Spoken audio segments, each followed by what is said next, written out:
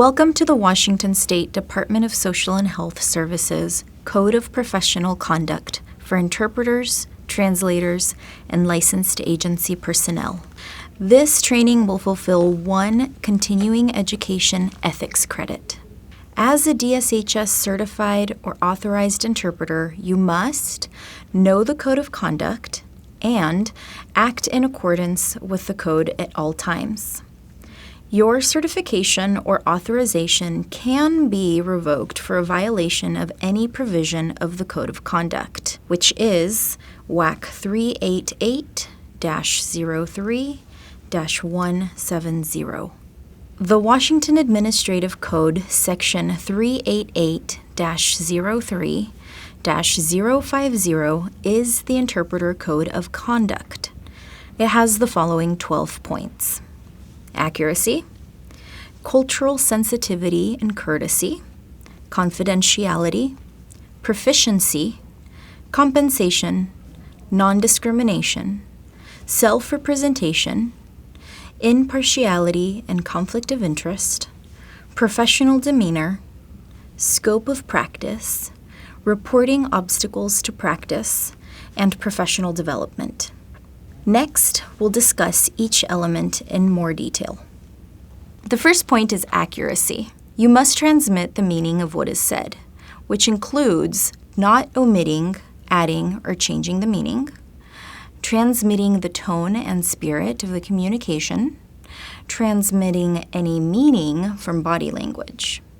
And if for any reason there is a misunderstanding, clarifying the understanding of statements from all parties. This should clear up any ambiguity. The second point is cultural sensitivity, courtesy. You cannot represent the client culturally.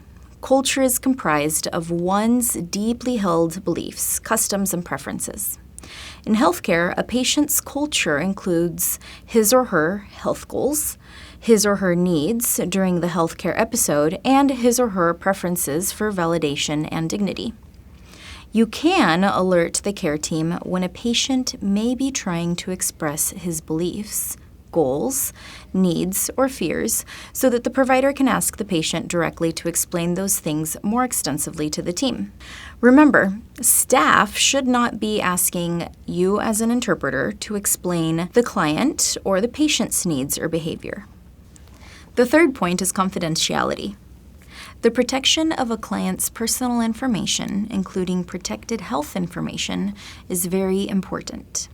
A client can be harmed if their personal information is revealed to their family or community. Share PHI, protected health information, only within the healthcare organization or among DSHS representatives assisting the client, but only on a need-to-know basis.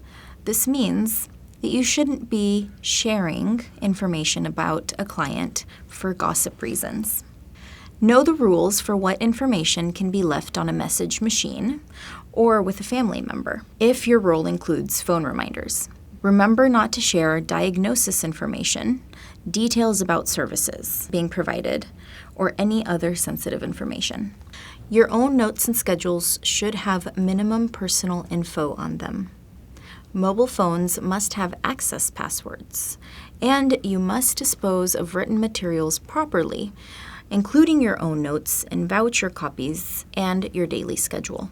If you can't dispose of them properly at home or in your office, ask the medical provider or DSHS staff to dispose of materials in a secure manner. The fourth point is proficiency. The elements of proficiency required of an interpreter are linguistic proficiency in both languages, professional business management skills, understanding of basic healthcare and social service operations, and interpreter mechanics and ethics.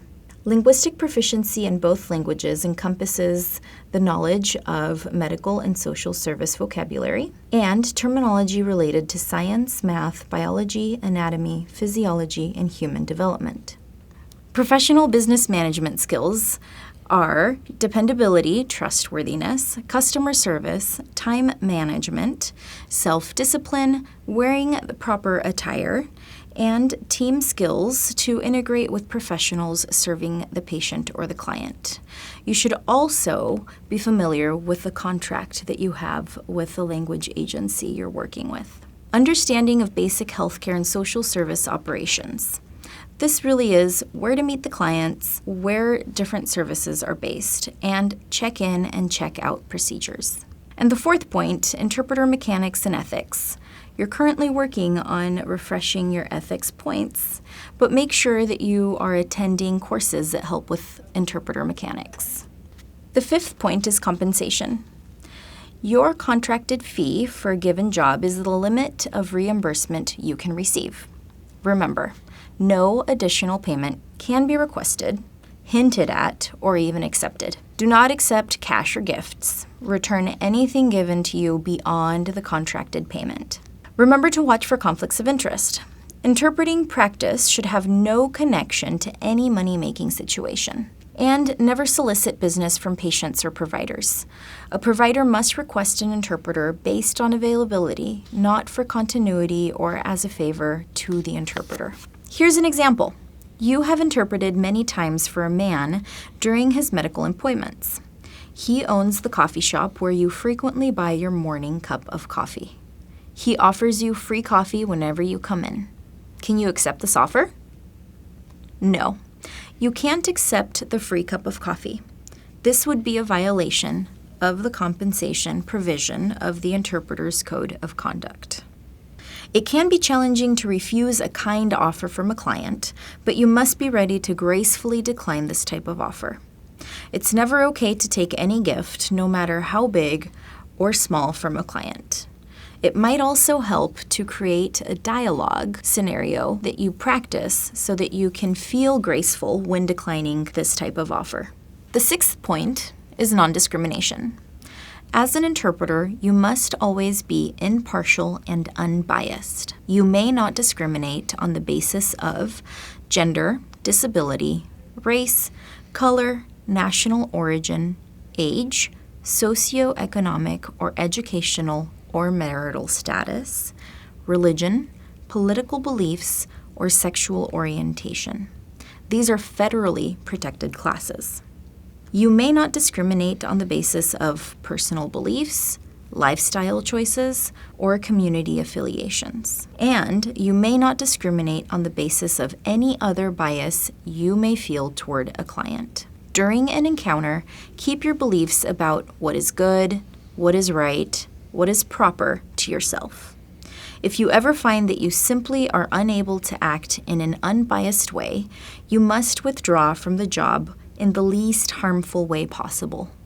The seventh point is self-representation. You should accurately state your certifications, training, and experience.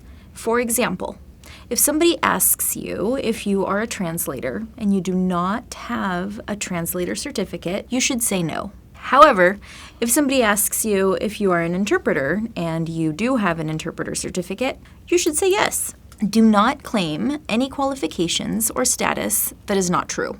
You should also correct any mistaken idea that patients or staff have of your qualifications. The eighth point is impartiality or conflict of interest. You should not interpret for a client who might feel embarrassed or constrained by your knowledge of the situation.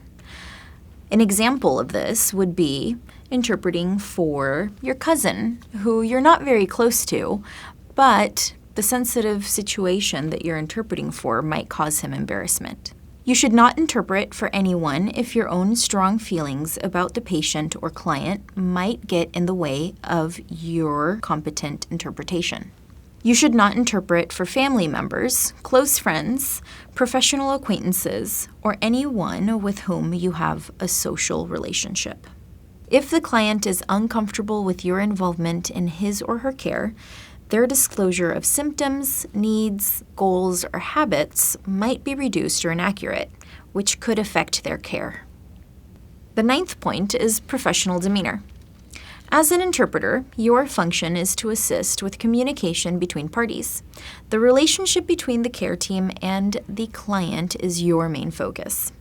You can support this by being punctual and organized, being pleasant but not overly personal, being helpful, attentive, thoughtful, alert, and proactive, being prepared for the material and the environment of the encounter, being dressed safely and respectfully for the setting, and not distracting or calling attention to yourself by personal activity, comments, or needs. The 10th point is scope of practice. As an interpreter, you must not counsel, refer, give advice, or express personal opinions to clients. You should not engage in activities with clients that are not directly related to providing interpreting services. You should not have unsupervised access to clients, including, but not limited to, phoning clients directly unless requested by a DSHS employee. You should not market your services to clients while on the job, including, but not limited to, arranging services or appointments for DSHS clients in order to create business for yourself. And you should not transport clients for any business, including social service or medical appointments. Here are some useful tips. Avoid overfamiliarity with patients and their family members. Share only general and non-controversial information with clients. Don't give out your personal contact information. Avoid making personal comments unless they're positive and not intimate. Do not encourage chatter about relationships, troubles, or any opinions. And avoid acting out your role of an interpreter in any given situation. For example, don't comment on the patient's healthcare situation at all. Do not make any specific recommendation to the client regarding his or her healthcare or services. And direct all requests for opinion or recommendation from the client back to the care provider. The 11th point is reporting obstacles to practice. You should withdraw from an encounter if you have doubts about your own competence to manage the encounter. For example, if you lack knowledge of terminology, if there is emotional involvement, or if there is some sort of impairment. You should also withdraw from an encounter if you have concern that your being the interpreter in this situation might be distressful to the patient for any given reason. An ethical withdrawal from an encounter requires tactful notification as well as helpfulness in finding a replacement for language support. Remember, if completing the job will violate the provisions of the Code of Conduct, you have no choice but to withdraw. But be sure to do so in the least harmful way possible. The final point of the Code of Conduct is professional development. Continuing education is required for all interpreters and translators. You need to earn and report 20 credits every 4 years. You should assess your knowledge. How proficient are you in terminology, cultural competence, etc.? Based on that, you should take classes to increase your knowledge in that area. You should also assess your skills. For example, how good are you at accuracy? How good are your memory skills? You should assess your accuracy, memory skills, or any other mechanics and get training to improve your skills. Remember to consult WAC Section 38803-160 for the detailed requirements on continuing education. You can also consult the LTC website for any DSHS-approved continuing education courses. We have covered the 12 points of the DSHS Code of Conduct. Now let's review some key elements. The DSHS Code of Conduct governs actions and performance of interpreters and translators. Therefore, you should learn and understand all of the elements of the Code of Conduct. The Code of Conduct can be found in the Washington Administrative Code, Section 388-03-050. Remember, if you violate any points of the Code of Conduct, your certificate or your authorization can be revoked.